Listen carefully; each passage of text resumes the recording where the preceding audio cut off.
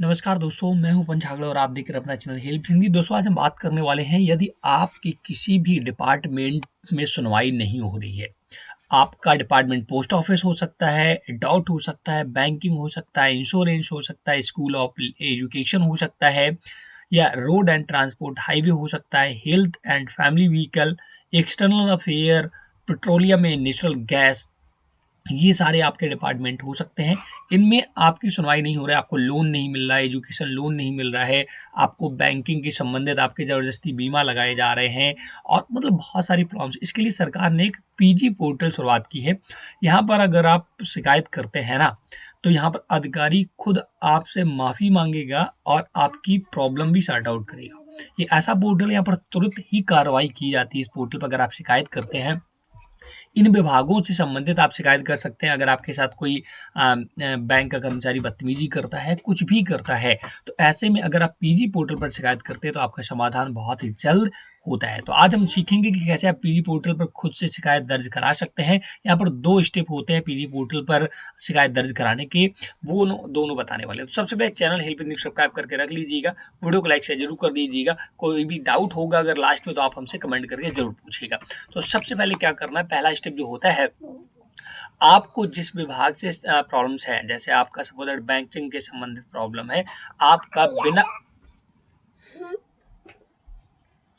आपका बिना पूछे बताए कोई भी बीमा लगाया जा रहा है ना, आपसे परमिशन नहीं ली और आपके अकाउंट से बीमा लगा दिया, पैसा कट रहे हैं, तो उसमें सबसे पहले आपको क्या करना है, पहले स्टेप में एक लिखित में कंप्लेन या ईमेल उसके उच्च अधिकारी को उस बैंक के भेजनी है और उसके 30 दिनों के अंदर कोई अगर कार्रवाई नहीं हो रही है, तब आपको पीजी पोर्टल पर शिकायत करनी है।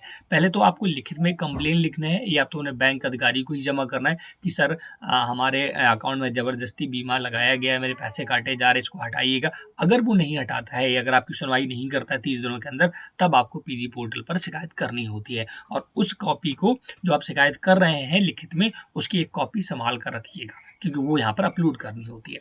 तो चलिए देखते हैं। तो सबसे पहले आपको यहाँ पर आने के लिए एक साइन इन का ऑप्शन मिलता है, इसी पर क्लिक करना है इस पोर्टल पर।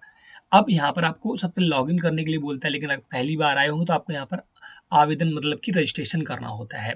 अगर आप दोस्तों खुद नहीं करना जानते तो डिजिटल सेवा कनेक्ट के माध्यम से, सीएससी के माध्यम से भी शिकायत दर्ज करा सकते हैं या खुद भी कर सकते हैं। तो पहले लॉगिन करने का ऑप्शन आ रहा, तो हमें लॉगिन नहीं करना, पहले हमें रजिस्ट्रेशन करना होगा। तो रजिस्ट्रेशन करने के लिए देख सकते हैं click here to sign up का ऑप्शन दिख रहा है, इसी पर आपको क्लिक कर देना है। अब यहाँ पर आपको पहले अकाउंट बनाना है। सबसे पहले जिसके नाम से शिकायत कर रहे हैं उसका नाम डालना है, उसका जेंडर सिलेक्ट करना है, उसका एड्रेस पूरा डाल देना है ना। और उसके बाद कंट्री सिलेक्ट कर लेना है, स्टेट का सिलेक्शन करना है, किस स्टेट से आते हैं, डिस्ट्रिक्ट क्या है उसका, पिन कोड क्या है, और एक मोबाइल नंबर डालना मैंडेटरी है क्योंकि इसी पर आपका कम्युनिकेशन होगा। और इसके बाद आपको ईमेल एड्रेस तो बहुत ही डालना है मैंडेटरी, क्योंकि कोई भी सूचना आएगी, अगर आपका जो कंप्लेन वो रिजॉल्व किया जाएगा तो आपको ईमेल के माध्यम से ही बताया जाएगा, तो ये डालना बेहद जरूरी है। इसका एक सिक्योरिटी कोड ये दिख रहा है, ये डालना है और सबमिट बटन पर क्लिक कर देना है।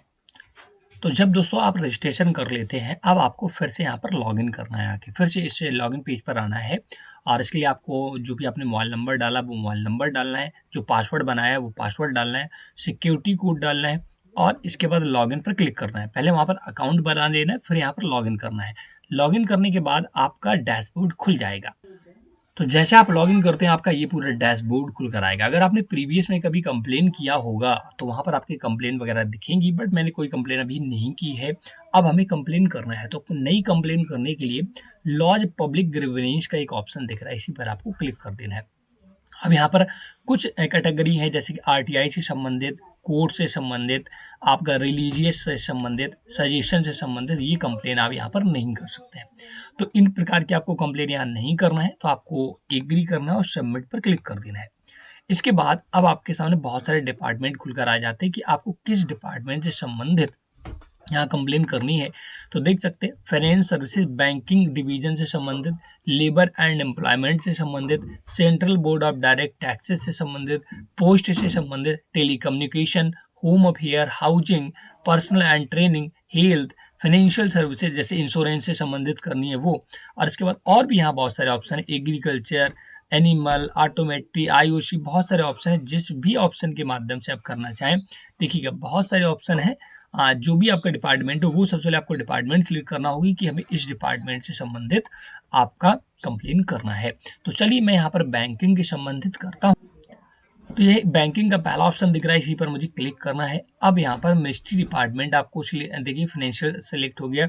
Select main category, bank locker related है आपका, डिफिशियंसी से संबंधित है, एजुकेशन लोन से है, हाउसिंग से है। आपको एक कैटेगरी फिर से यहाँ पर सिलेक्ट करनी होगी। अब जैसे दोस्तों आप ये सारी चीज़ें सिलेक्ट करते हैं, अब आपको यहाँ पर 200 वर्डों में आपको अपनी कंप्लेन लिखनी है कि आपकी शिकायत क्या है, वो पूरा विवरण आप यहाँ पर लिख सकते हैं। या आप हिंदी इंग्लिश किसी में भी लिख सकते हैं, ये आप पर डिपेंड करता है। और इसमें आपको कैपिटल लेटर्स वगैरह ये सब स्पेशल कैरेक्टर यूज़ करने हैं और ये वाले कैरेक्टर नहीं यूज़ करने हैं, ध्यान रखना है। तो 2000 वर्डों में, 200 नहीं 2000 वर्डों में अपनी समस्या का समाधान यहाँ लिख सकते हैं, मतलब कि समस्या लिख सकते हैं। और इसके बाद यहाँ पर आपने जो पहले कंप्लेन की थी, प्रीवियस कंप्लेन ना लिखित में जो मैंने बोला था, उसको 4 एमबी के से ज़्यादा नहीं होना चाहिए, पीडीएफ फॉर्मेट बना लेना है और उसे ब्राउज करके अटैच कर लेना है और इसके बाद नेक्स्ट बटन पर क्लिक कर देना है। जैसे आप पीडीएफ फॉर्मेट अपना अटैच करेंगे तो देखिए फाइल अटैच सक्सेसफुली हो चुका है, आपको नेक्स्ट करना है। तो जैसे आप नेक्स्ट करेंगे तो आपको यहाँ पर देखिए आ जाता है रेफरेंस नंबर। अगर आपने जो कंप्लेन की थी उसका कोई रेफरेंस नंबर है तो वो रेफरेंस नंबर यहाँ डालना है, वो डेट डाल देनी है।